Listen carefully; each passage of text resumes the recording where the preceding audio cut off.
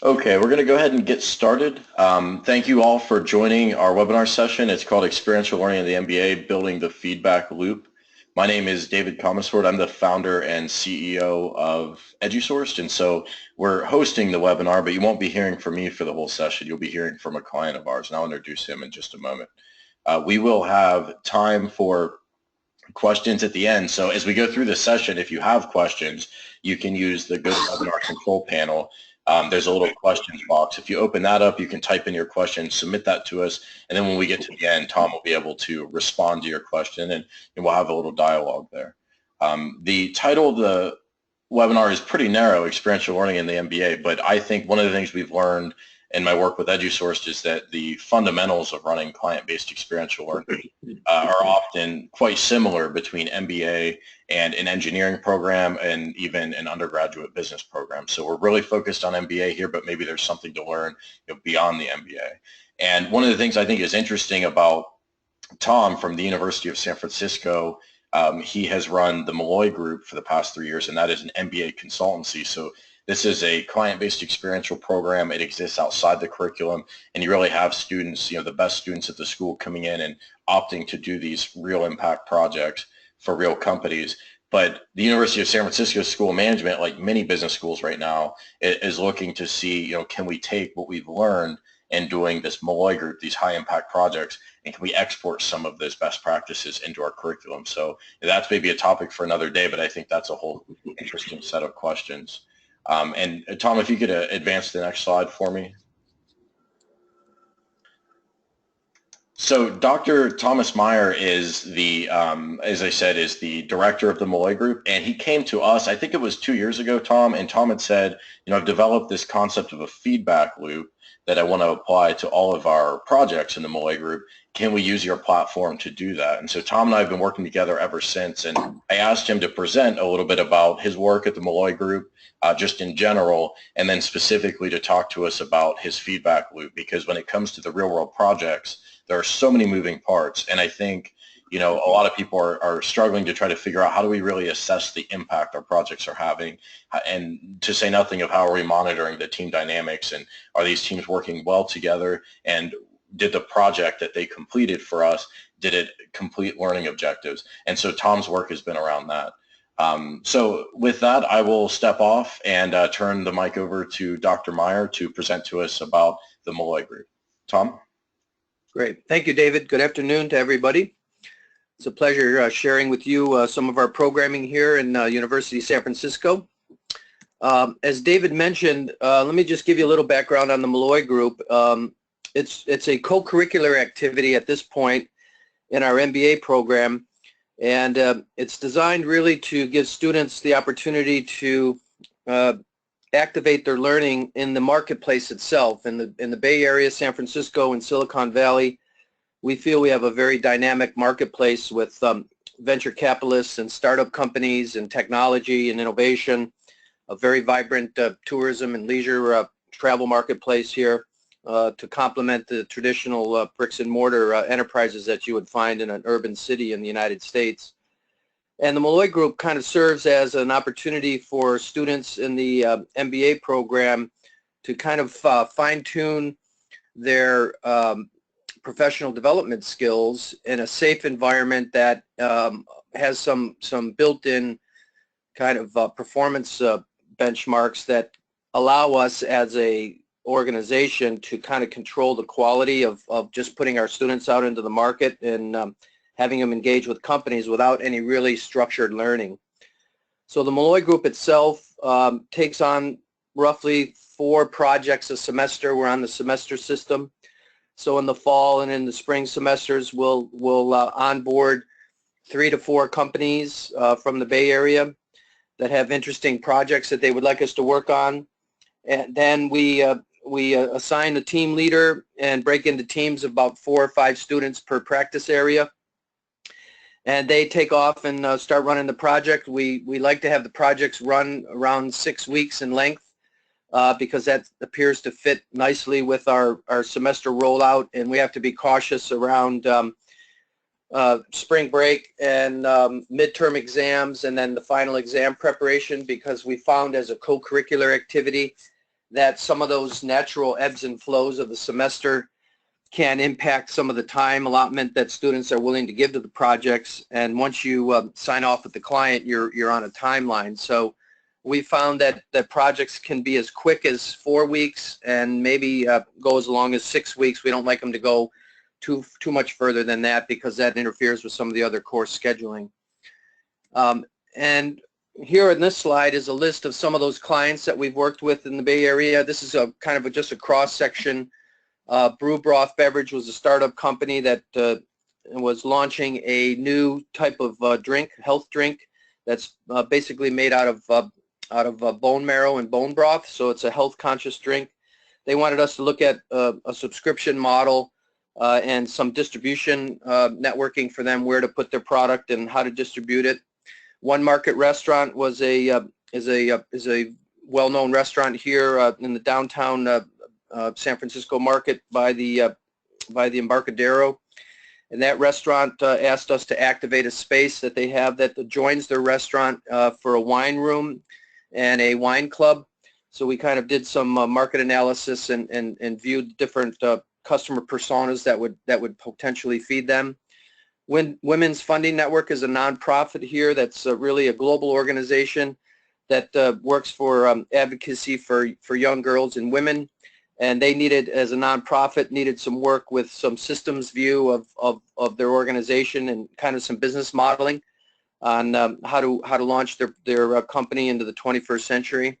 And then the Giants, the Gotham Club, is a unique private club inside the Giants sports organization.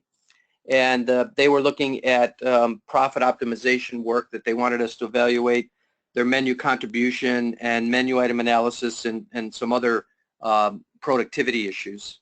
So we've got a wide variety of projects that we can work with. They're mostly local in nature. We've done one project that's been regional up in Washington State for a real estate development company. I've found that to work okay, but not as good as the hands-on face-to-face interaction that you get from being in the same marketplace. One of the things that we try to do, even though this is a co-curricular activity at this point, is we try to control the quality of the interaction between our students and the clients because we want to make sure we take advantage of the opportunity to build our brand and our reputation within the marketplace. So there's really two theoretical foundations or constructs that we've built into the consulting process. One is using this competency framework from the International Consulting Organization, and it kind of breaks down into 3 categories, as you can see. What are the overarching business and technical skills and competencies that the students need to master? And then secondly, when they're actually on the job and in the consulting environment, what are the key competencies that they'll need to have at their disposal? And we acknowledge that they're learning consultancy, so these aren't necessarily competencies that they've already mastered. We're hoping that the methodology that we use, the experiential learning methodology and process that we've built in, kind of helps support and stand up the lack of competency at this point, but also complements what they've been learning in other courses throughout the MBA program.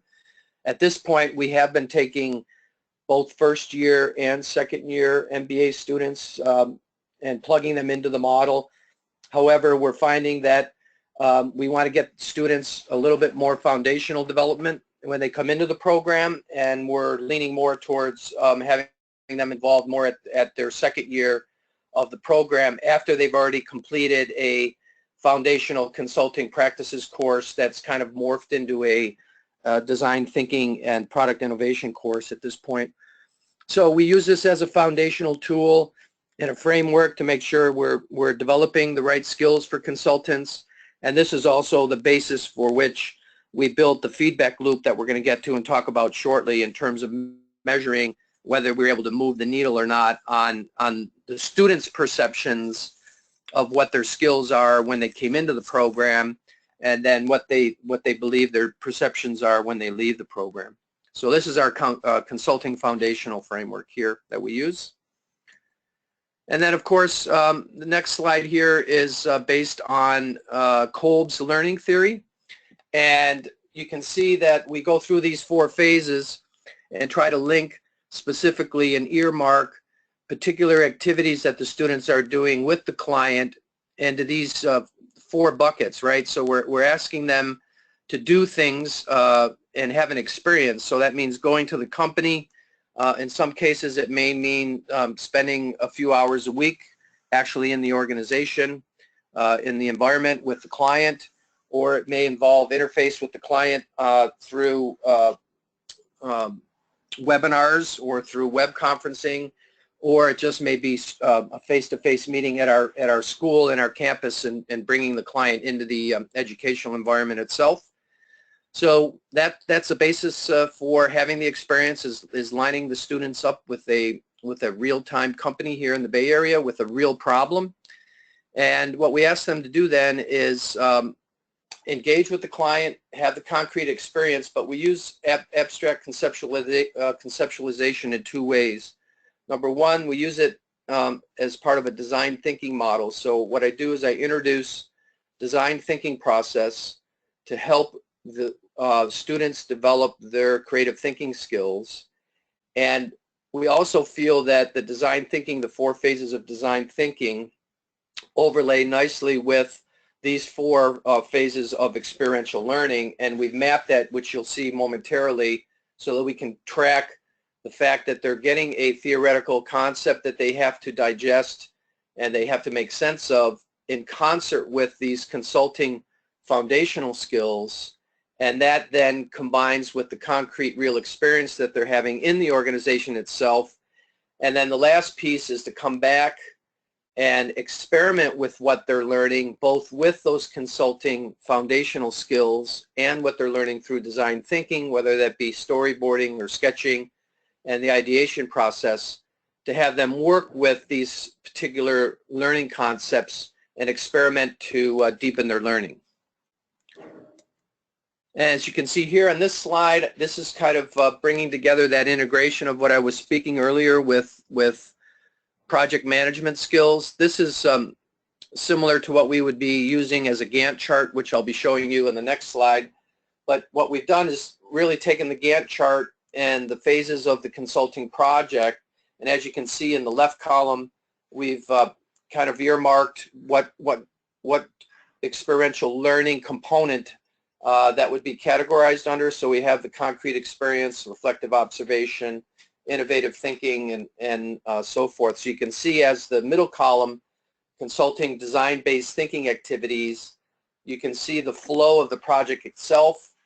We have start and end dates and duration, and this is what students will work on once they start the project and work on establishing a timeline and follow this particular mapping as they work their way through the project. We find that it's a good way to establish process and to make sure that students don't get off the rails with their clients.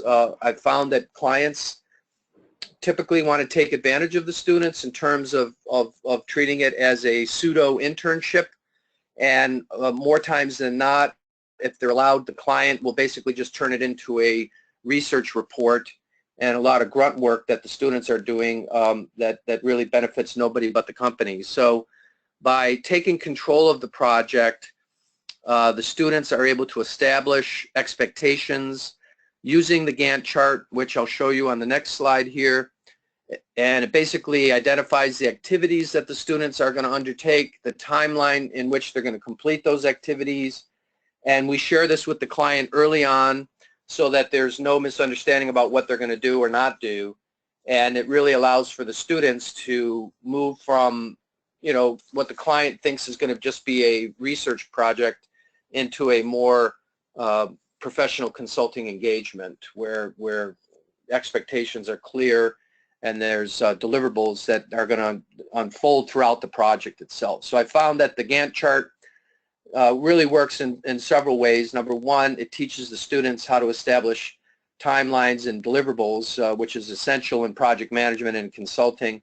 And number two, it also illustrates to the client that the students are serious about the project and that there is built-in opportunities for them to ideate and come up with some creative thinking solutions to their problems. Here's an example of some storyboarding that we use as a key component in the design thinking and ideation process.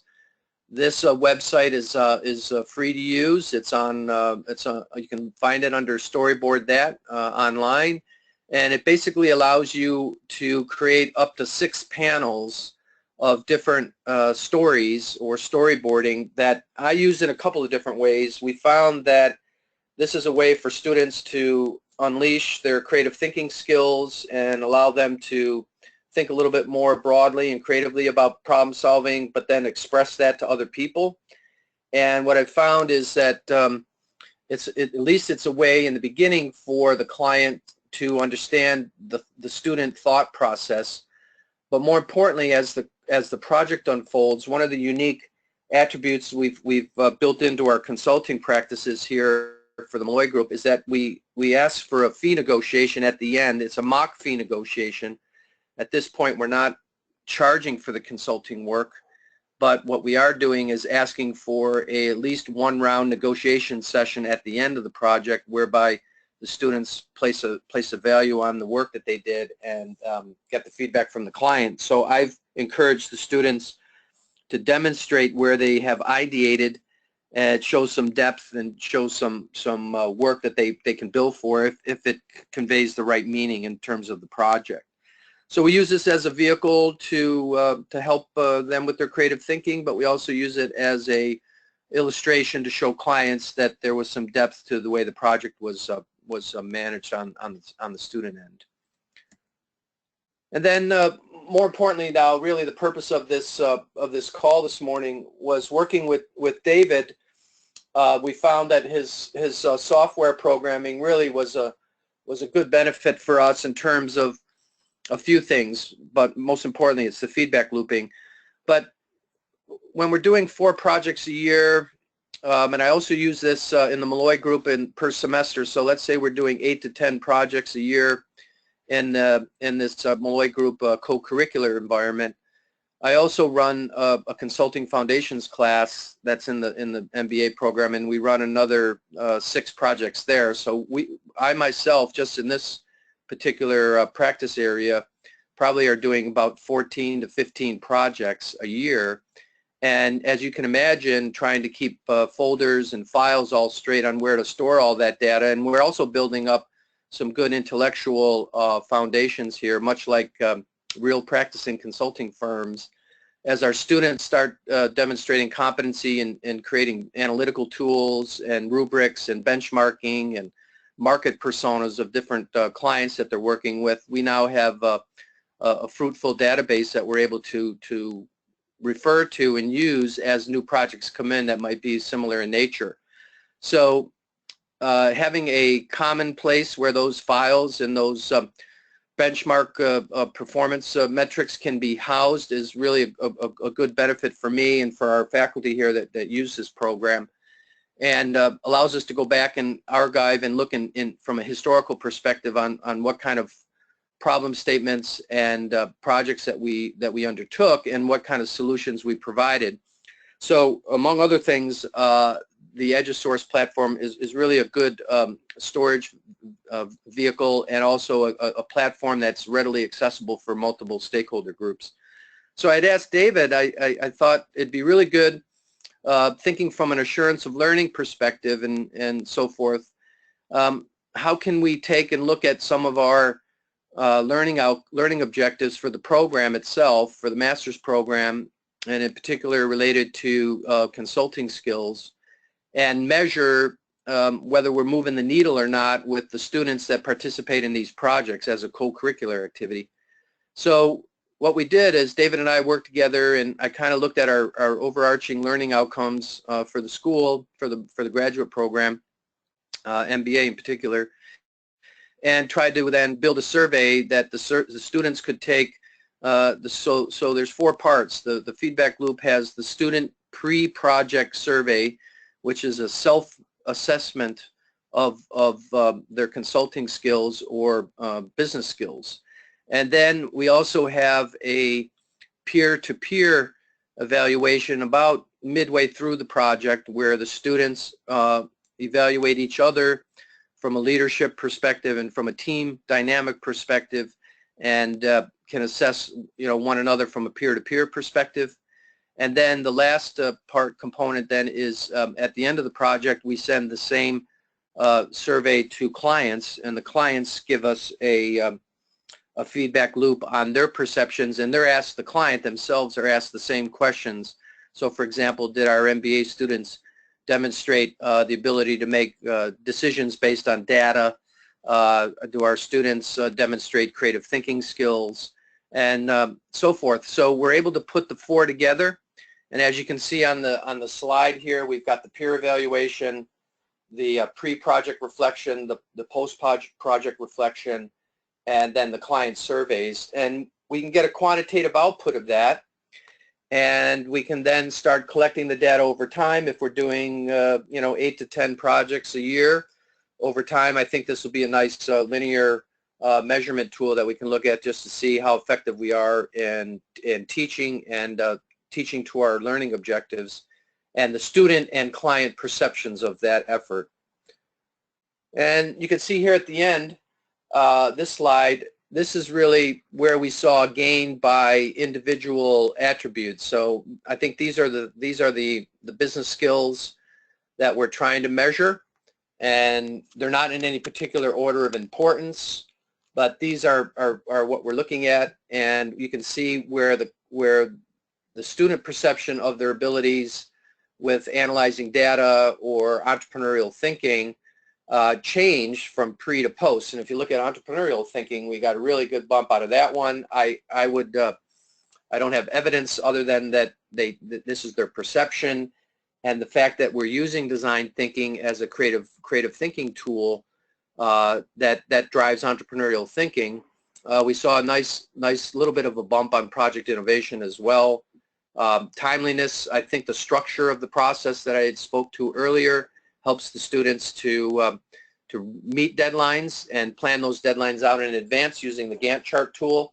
One of the things, I've been doing the Malloy Group consulting practice area for 3 years. When I first arrived, I found that some of the students, we might have had 10 projects, and some projects had as little as 2 or 3 students on them, and they were more of the grunt work that I was referring to earlier. We have an abundance of startups here in the Bay Area, so it's very easy to find a great story of a 1 or 2 person company that's just starting out that needs some MBA students to spend 150 hours collecting research data for them. That really is not a consulting project. So we found that giving structure and the project management skills and so forth has made sure that projects get closed out, and it also makes sure that we get the right projects in the front door so that we're having a good relationship with the client that is interested in student learning as much as they are finding a solution to their project. So this gives us a quantitative output to kind of go back and adjust ourselves each year to see if we're getting the students to learn what we want. This is a specific layout here that shows on the San Francisco Giants project in particular what the net effect was for that project pre and post, which if you want to drill down and look at a specific client rather than the aggregate of all clients, you're available to do that as well. And that takes me to the questions section, and I'm happy to field any questions you might have on our Malloy Group consulting practice. Thanks, Tom, for running through the content. Just to give everybody a couple of minutes to type in if you have any questions. Like I said, I think it's obvious. I can't quite see what you're able to see, so hopefully it's as easy on your screen as it is on mine. But if you look at the GoToWebinar control panel, there's a questions section. And I'll just speak super briefly while we wait on questions to come in to our approach at EduSource to survey management. And so when we originally built the product, we actually didn't even have a concept of project surveys, and Tom and several other clients kind of drilled into our mind that no, this is actually really important. We need to survey the students, and we need to do it in a way that's efficient with their use of time. So what we did was we built a survey engine where you can automate different types of surveys to go out to different stakeholders at different times, and that can be your feedback loop that all of your projects kind of run through in a way that's automatic. We're actually doing some work this summer that takes that a step further. We're getting into real 360 surveys where the results can be published back to the students so they can learn from how their peers perceive them versus how they perceive one another. So in any event, wanted to give you just a little bit of background. We've got a couple questions here. If any more come in, type them in. If we don't have time to get to everything, we will send out an email to everybody afterward. So Tom, the first question is, what do you look for in a prospective client? That's a great question. First of all, it's nice to be in an urban market that's as vibrant as San Francisco is. So there's a lot to choose from. And we have a couple of different ways that we field the projects. We have a support team that works with us on co-curricular and professional career development activities. So I've found that they're really in the know on company context because they're working on post-graduation placement, and they're also working on internships and so forth. We have a fair amount of international students, so one of the attractions to international students, I think most students that come to our program, is the Bay Area itself. So they're anxious to get their feet wet and get out in the market. So the first source is really our co-curricular staff that assists with ongoing relationships they have with business members in the community. But then secondly, we also use alumni relations quite heavily, where we're unifying as an organization our efforts to provide value and engage our alumni, so that if they graduate and they're in high-profile positions with companies, we find that it's a good platform for them to stay connected with the school and for us to get a foot in the door to a high-profile company and work with a friendly foe, as I would say. So that's the second area. And then thirdly, in my own work as a professor, I do a lot of experiential learning in my classes. Any and all classes that I teach have several experiential learning projects. They're not all structured the same way as what I'm sharing with you today, but I've been able to make enough context of my own and seek out different industries. One of the things that I do in seeking out industries, and I don't know if that's not necessarily a cold call, but in prospecting interesting clients, that we have a wide variety to choose from. So whether it's healthcare or biotechnology, or if it's new product innovation, or if it's nonprofit, we're looking for a wide cross-section, because one of the benefits is that we have all of our clients, we have an NDA that we've kind of twisted around and renamed an experiential learning agreement. And the reason I call it an experiential learning agreement rather than an NDA is because if you think about it for a moment, if we've got 4 projects that we're running with 25 students, the benefit for everyone within the unit as a whole is to learn about the 4 different companies, what the problem statements of each of those 4 different companies are, and what the solutions have been. And we've come up with different solutions for each company, and there's a benefit to share that with all 25 students, not just the 5 that are on the team itself. So with the experiential learning agreement, we put in there our wording that has two really important clauses. Number one is that we're allowed to share the name of the company. Just like you saw on the first or second slide that I had there, we get the legal right to say that we've worked with these clients, but we can't necessarily say anything more than that because they view that as confidential. But we are able to say that we work with companies such as the San Francisco Giants or the Women's Funding Network.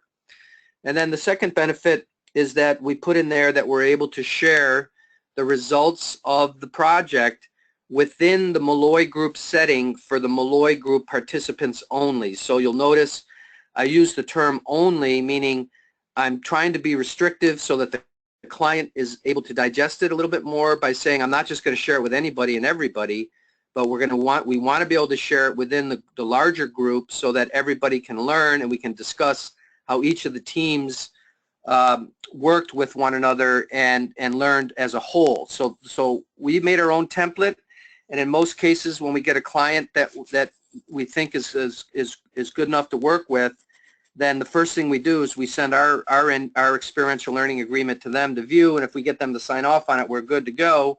If they're a good company but they absolutely refuse to sign our experiential learning agreement, then we have to decide internally within the Malloy Group, is it a high-profile enough project that it's worth giving up 20 other students that can learn about it for the purpose of the 5 learning about it and getting that experience. And in most cases, we usually don't go forward because we don't feel that it justifies excluding certain students. So the other thing that we look at for clients is, are they going to be a good client to work with?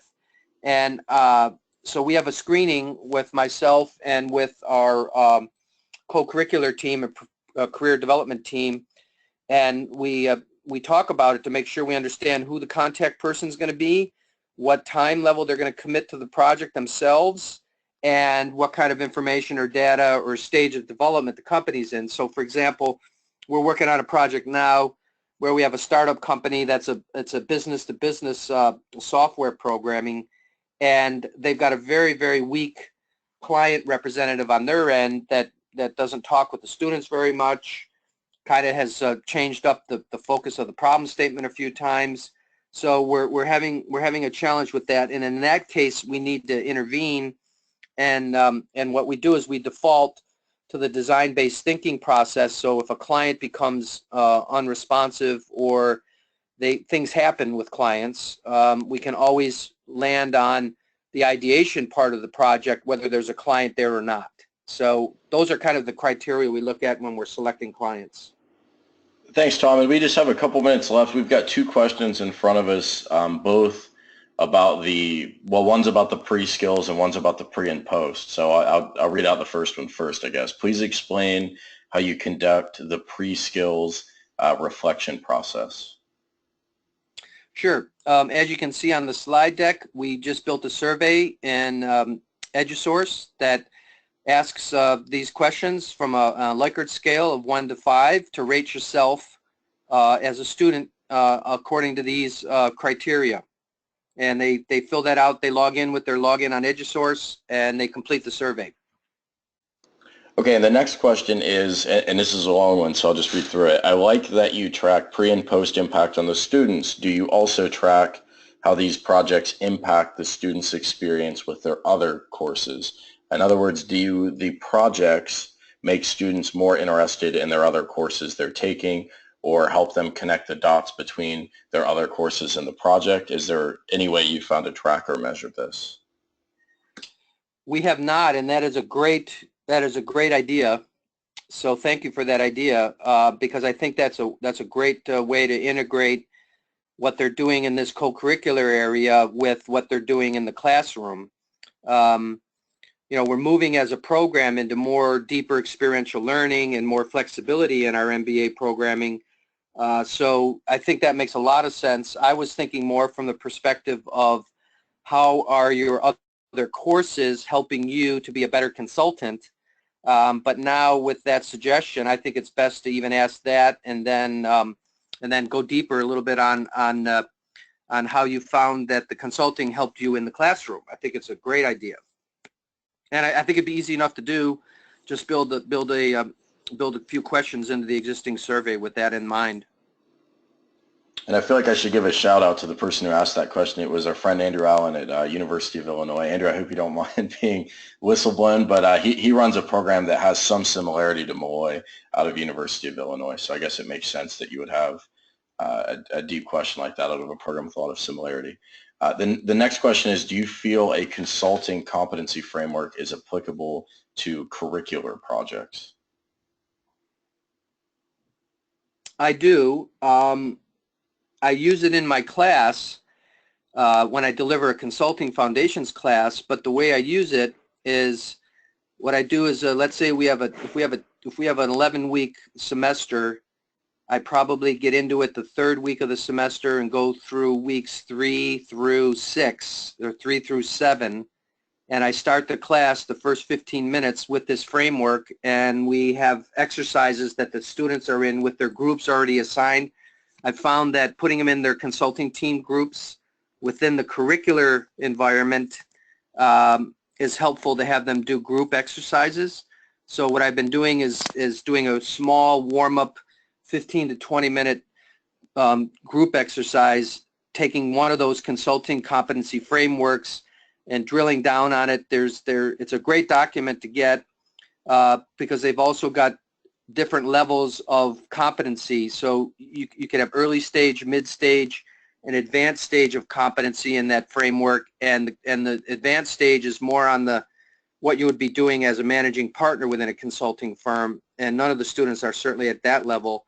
But what we do is we talk about what their skills are and how those competencies need to be developed in their repertoire of skills, and I bridge it into the curriculum-based course that way. Okay, so we are actually out of time. There are a couple additional questions, but we will send those out over email to everybody who attended. This session was recorded, so that will be posted up on our site. It will also be on YouTube. We'll make sure you all have a link in case you want to rewatch or share it with any of your colleagues. And Tom, I thank you for your time, and I appreciate you sharing some information about the Malloy Group. And we will be doing additional webinars in the future. We usually like to do this every 3 or 4 months, so you'll hear from us again in a few months when we have a new session. But I wish everybody a very nice summer. And if you have any questions, I will send out contact info for Tom Maier and myself in case you want to follow up directly. So thank you so much, everybody.